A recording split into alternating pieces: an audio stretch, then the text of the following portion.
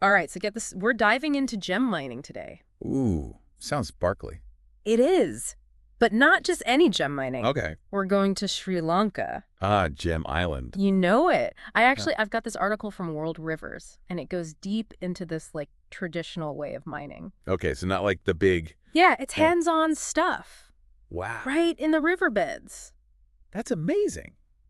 To think about how they even got there in the first place, though. Yeah, where do they even come from? Right. Well, to understand that, we need to go back in time. Okay, how far back are we talking? Billions of years.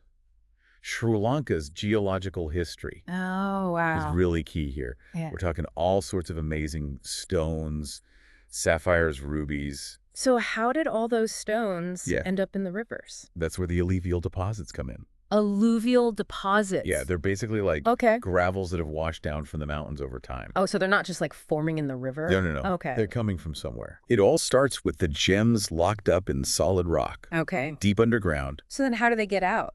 So over millions of years, Yeah. those rocks are exposed to the elements, the wind rain. So that breaks them down. That's weathering, yeah. Yeah, Like a natural rock tumbler, I like that. slowly breaking down the rocks and releasing the little gems inside. Ah, so it's kind of like nature's doing the mining already. In a way, yeah. It's a process. And those freed up gems, they don't just stay put. Right. They're carried away by the rain and the rivers. Because Sri Lanka gets a lot of rain, right? Exactly.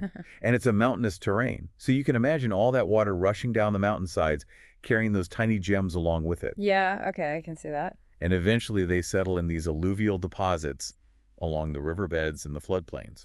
So now we've got all these gem-rich gravels Yeah. just sitting there. Yep. But how do the miners actually get to them? Well, that's where the process gets really interesting. The article talks about the salama. Lama. What is that exactly? Basically, it's a mix of clay, sand, gravel, all jumbled up together. Okay. And somewhere in that mix, The gems are hiding. the gems. Oh, wow. So the miners have to dig through all of that. That sounds like... It's hard work. Yeah. They dig these pits, sometimes really deep, to reach that alama. And they're not using any big machines or anything, right? No, it's all very traditional. Yeah, the article mentioned wicker baskets, Wicker baskets, lots of manual labor. passing them hand to hand. Exactly. It's like a chain of miners, bringing up that alama from Yeah. the pits. Yeah. The author actually describes it as a rhythmic, almost like a dance. I love that. It's like this carefully choreographed Yeah. tradition. Yeah, and it's just the first step. Right, because then the river comes in. Exactly. That's where the washing happens. Gosh. Yeah, they literally wash the gravel in the river. But how does that help? Well, they use these big circular baskets, and they swirl the alama in the water. Okay. And the river's current helps separate out the gems. So it's like a giant sieve. It is. And it all comes down to density. Gemstones are denser than the sand and gravel. Okay. So as they swirl the alama, the lighter stuff gets washed away, and the heavier gems sink to the bottom. So you're basically left with all the good stuff. Exactly. They call it nambuva. Nambuva. Yeah, that's the concentrated material that's left after the washing. But just treasure kiss. Yeah, and that's when the real searching begins. The miners will carefully examine the nambuva in the sunlight, looking for those telltale sparkles. Wow, and all of this is happening under the hot Sri Lankan sun. Oh, yeah, it's intense. The author even mentions how they could feel the heat just from observing for a short time. It makes you appreciate the dedication of those miners even more. Absolutely. It's not easy work. But here's something interesting. The author actually didn't see any gems during their visit. Oh, really? Yeah, it really highlights the unpredictable nature of this type of mining. It's not a guaranteed find every time. So it makes you wonder how often they actually find something. Right. And it also makes you think about some of the other aspects of gem mining that we haven't even touched on yet. Like what?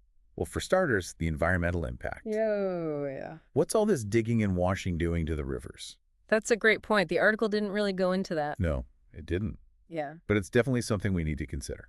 All right, so we've got this fascinating process tied to Sri Lanka's geology and rivers, but it also raises some important questions. Exactly. Ugh. And that's where our deep dive continues. Okay, so we're back, and we were just talking about the possible impacts of gem mining on Sri Lanka's rivers. Right. And it's something we really have to think about, you know? Yeah, because the article didn't really dive into that at all. No, not really. It was more focused on the actual process of mining. Right, like the how-to. Exactly. Yeah. But leaves us with a lot of unanswered questions. So what kind of environmental impacts do you think this type of mining could have? Well, for starters, just think about the digging they're doing. Yeah, they're making these big pits.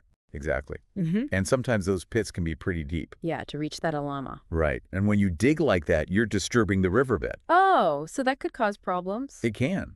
It can lead to increased erosion. Yeah. You're basically loosening up all that soil, making it more vulnerable to being carried away by the current. So it's not just about the spot where they're digging No, it. the impacts can spread Yeah, makes sense. downstream. Yeah. All that eroded soil has to go somewhere. It ends up somewhere else in the river. Exactly. Yeah. Potentially clogging up channels or, affecting habitats for fish and other creatures. Right. It's like a domino effect. It is.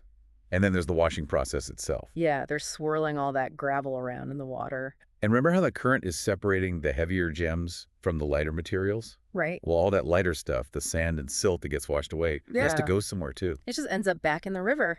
Yeah, it can create a buildup of sediment in other areas. Oh, that doesn't sound good. It's not ideal. It can smother aquatic plants and disrupt the whole balance of the ecosystem. And I bet it makes the water cloudy, too. Exactly.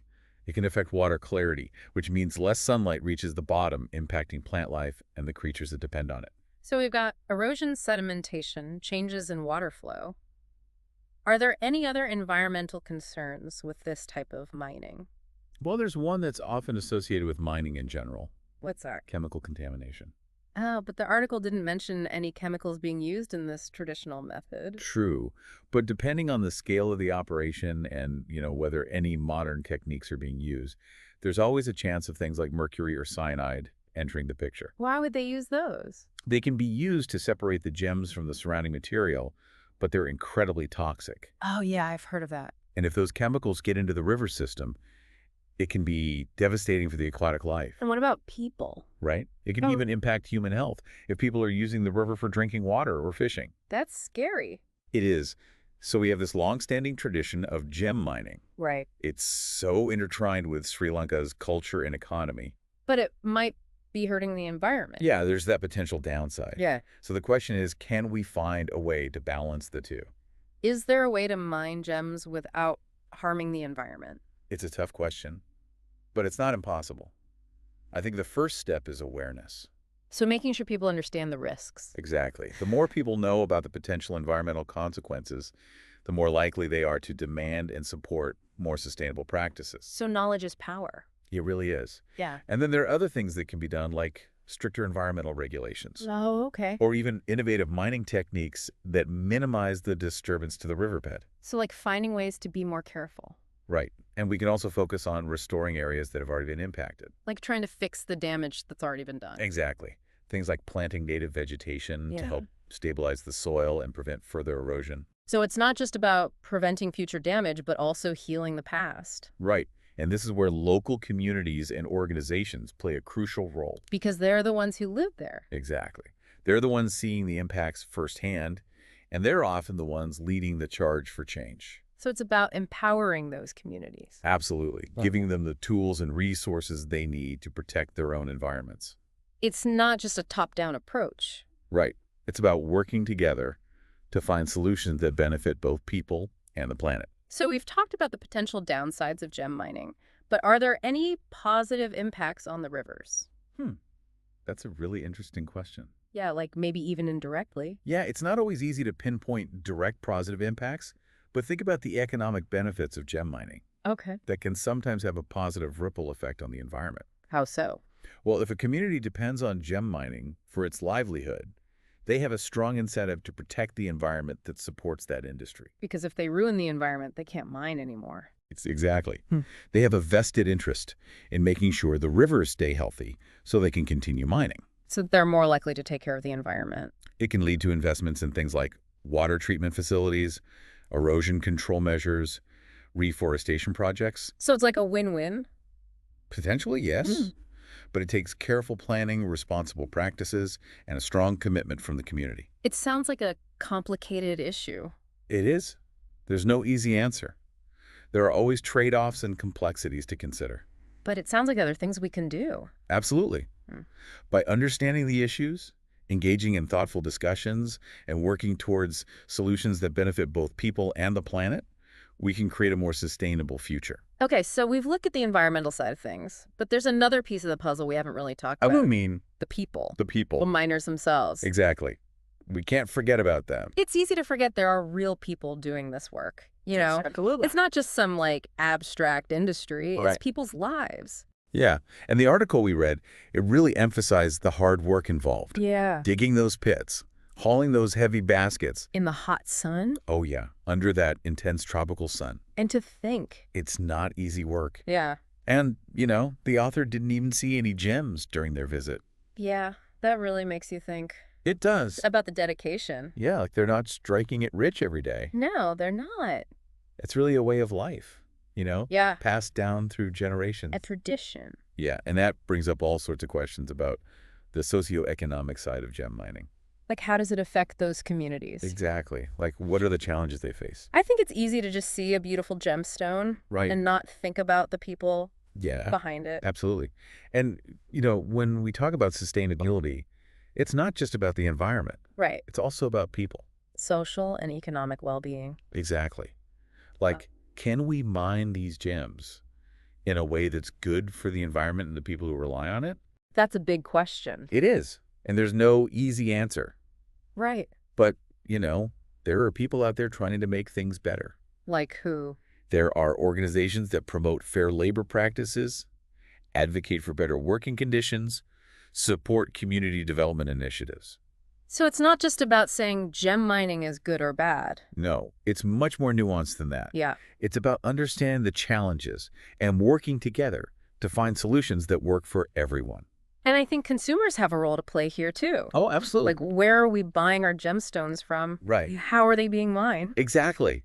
Ask those questions. Yeah. Because you, as a consumer, you have power. It's like voting with your wallet. Yeah, exactly. Supporting businesses that are doing things the right way. And we can also talk about these issues with our friends and family. Yes. Spread the word. Spread the awareness. Yeah. Encourage people to think about where their stuff comes from. It's about realizing that even small choices Yeah. can make a difference. Absolutely. We're all connected, We are. and our actions have an impact. So to wrap up Yeah. our deep dive today. Into gem mining, Yeah, in Sri Lanka. I want to leave you with this thought. Okay. The next time you see a beautiful gemstone, Okay. don't just admire its sparkle. Yeah. Think about the journey it took to get Where there. it came from. Yeah. The hands that touched it. The river that carried it. Exactly. The impact it had on the environment and the Yeah. people involved. It's not just a pretty thing. No, it's not. It has a story. It has a whole story. Yeah, and by understanding that story, we can make better choices. Be Be more informed. Be more responsible. So thanks for joining us, everyone, on this journey. Yeah, thanks for listening. We hope you learned something new. And we hope you'll keep exploring these issues. Keep asking questions. Knowledge is power. It really is. And remember, Until next time. keep diving deep. Yeah, see you later.